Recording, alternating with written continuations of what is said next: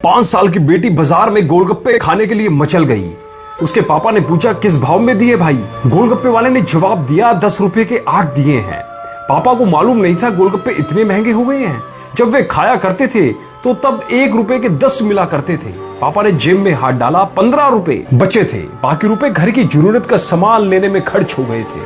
उनका गांव शहर से दूर है।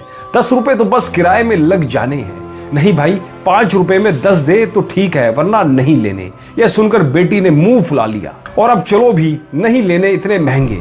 पापा के माथे पर लकीरें उभर आई। अरे खा लेने दो ना साहब, अभी आपके घर में है तो आपसे लड़कर भी खा सकती है। कल को पराए घर चली गई तो पता नहीं ऐसे मचल पाएगी या नहीं। तब आप भी तरसेंगे बिटिया की फरमाइश पूरी करने को। गोलगप्पे वाले के शब्द तो चुभने वाले थे, पर उन्हें सुनकर पापा को अपनी बड़ी बेटी की याद आ गई, जिसकी शादी उन्होंने 3 साल पहले एक खाते पीते पढ़े लिखे परिवार में की थी। उन्होंने पहले साल से ही उसे छोटी छोटी बातों पर सताना शुरू कर दिया था। 2 साल तक वह मुट्ठी भर के रुपए उनके मुंह में ठूंसता रहा, पर उनका पेट बढ़ता ही चला गया और अंत में एक दिन सीढ़ियों से गिरकर बेटी की मौत हो गई। मौत की खबर ही मायके पहुंची। आज वह छटपटाता है कि उसकी वह बेटी फिर से उसके पास लौट आए और वह चुन चुन कर उसकी सारी अधूरी इच्छाएं पूरी कर दे। पर वह अच्छी तरह जानता है कि अब यह असंभव है। दे दूं क्या बाबूजी? गोलगप्पे वाले की आवाज से पापा की तंद्रा टूटी। रुको भाई 2 मिनट। उस लड़की के पापा पास की पंसारी की दुकान पर गए।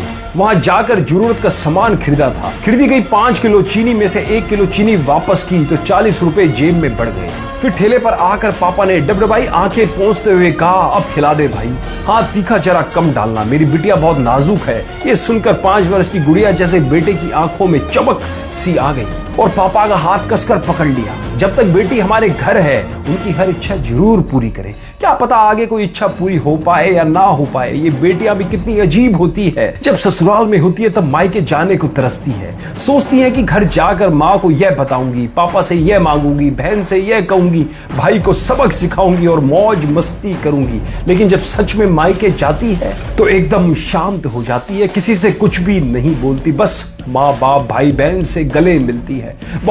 बहुत बार खुश होती है। भूल जाती है कुछ पल के लिए पति ससुराल, क्योंकि एक अनोखा प्यार होता है मायके में। एक अजीब सी कशिश होती है मायके में। ससुराल में कितना भी प्यार मिले, माँ बाप की एक मुस्कान को तरसती हैं ये बेटियां। ससुराल में कितना भी रोए, पर मायके में एक भी आंसू नहीं बहाती हैं ये बेटियां, क्योंकि बेटियों का सिर्फ एक आंसू अपने माँ बाप भाई बहन को हिलाकर रख देता है, रुला देता है। कितनी अजीब हैं ये बेटियां, कितनी नटखट हैं ये बेटियां। भगवान की अनमोल देन है ये बेटियां।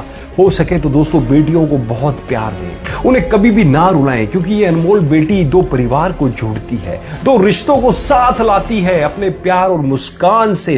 हम चाहते हैं कि सभी बेटियां खुश रहें हमेशा, भले ही वो मायके में हो या ससुराल में हो। खुशकिस्मत है वो जो बेटी के बाप हैं। उन्हें भरपूर प्यार दें, दुलार करें और यही व्यवहार अपनी पत्नी के साथ भी करें। क्यों? क्योंकि वो कभी किसी की बेटी है और अपने पिता के घर को छोड़कर आपके साथ पूरी जिंदगी बिताने आई है। उसके पिता की सारी उम्मीदें सिर्फ और सिर्फ आपसे हैं, इसलिए सदैव उन्हें आदर, उन्हें सम्मान जरूर दें। उम्मीद करता हूं इस कहानी से भी आपको कुछ ना कुछ नया सीखने को जरूर मिला होगा। अगर मिला हो तो इस कहानी के लिए एक शेयर जरूर करिएगा और अपने महत्वपूर्ण कमेंट हमें जरूर लिख के बताइएगा कि आपको ये कहानी कैसी लगी। दोस्तों यदि ये मोटिवेशनल स्टोरी आप हमारे फेसबुक के पेज पर देख रहे हैं तो पेज को आज ही लाइक कर और फॉलो करें और सी फर्स्ट को दबाना बिल्कुल भी ना भूलें। और सभी दोस्त जो यूट्यूब पे हमारे चैनल को देख रहे हैं वो आज ही चैनल को सब्सक्राइब कर बेल आइकन को जरूर दबाएं। धन्यवाद।